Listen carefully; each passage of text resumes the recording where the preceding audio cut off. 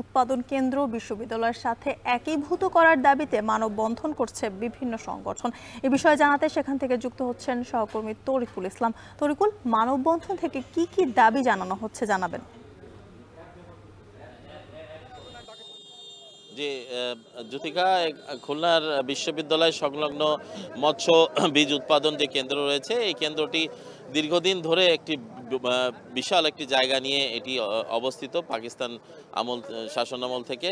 এটি কিন্তু বিশ্ববিদ্যালয় হওয়ার পরে বারবার দাবি জানিয়ে আসছিল যে এটাকে স্থানান্তর করে বিশ্ববিদ্যালয়ের যে জায়গার সংকট রয়েছে সেই জায়গার সংকট নিরসন এবং বিশ্ববিদ্যালয়ের শিক্ষার্থীদের যে গবেষণার জন্য যে বিভিন্ন ধরনের কার্যক্রমগুলো সেই কার্যক্রমগুলো গ্রহণ করা। যেহেতু ফিশারিজ একটি ডিপার্টমেন্ট রয়েছে খুলনা বিশ্ববিদ্যালয়ের, পাশাপাশি অন্যান্য যে ডিপার্টমেন্ট রয়েছে বা বিভাগ রয়েছে সেই সব বিভাগের যে গবেষণার কাজগুলো রয়েছে সেগুলো যাতে হয়, সেই কারণে এই জায়গাটা খুবই প্রয়োজন। কারণ খুলনা বিশ্ববিদ্যালয়ের যে জায়গা প্রয়োজন তার থেকে অর্ধেক জায়গা নিয়ে বিশ্ববিদ্যালয়টি অবস্থিত। এই জন্য এই জায়গাটির পরিধি বৃদ্ধি করা প্রয়োজন। তো এই দাবিতেই কিন্তু খুলনা বিশ্ববিদ্যালয়ের শিক্ষার্থীরা গত 2 মাস আগে তারা এখানে যে মৎস্য বীজ উৎপাদন কেন্দ্র রয়েছে তারা সেখানে অবস্থান নিয়েছিল এবং এটিকে হস্তান্তরের জন্য বিশ্ববিদ্যালয় কর্তৃপক্ষকে তারা বারবার চাপ দিচ্ছিল এবং দাবি জানিয়ে আসছিল।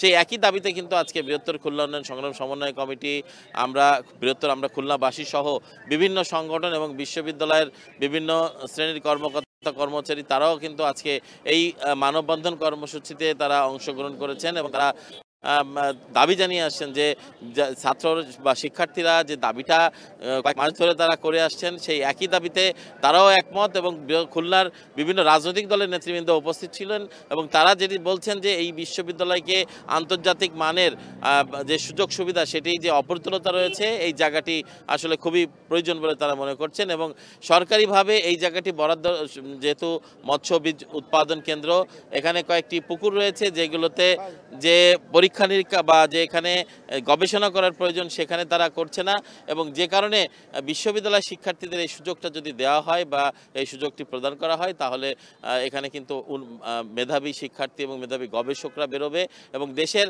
অর্থনীতিতে বিভিন্ন ধরনের অবদান তারা রাখতে পারবে বলে তারা মনে করছেন। সব মিলিয়ে খুলনায় যে মানববন্ধন কর্মসূচি হয়েছে একটি বৃহৎ মানববন্ধন কর্মসূচি এবং এটি প্রায় 1 ঘন্টা ব্যাপী এটি অনুষ্ঠিত হয় এবং এটি শেষ হয়েছে একটু আগে। সব মিলিয়েই ছিল আমার কাছে খুলনা থেকে সর্বশেষ। খুলনা বিশ্ববিদ্যালয়ে মানববন্ধন করছে বিভিন্ন সংগঠন, সে খবর জানাচ্ছিলেন সহকর্মী তরিকুল ইসলাম।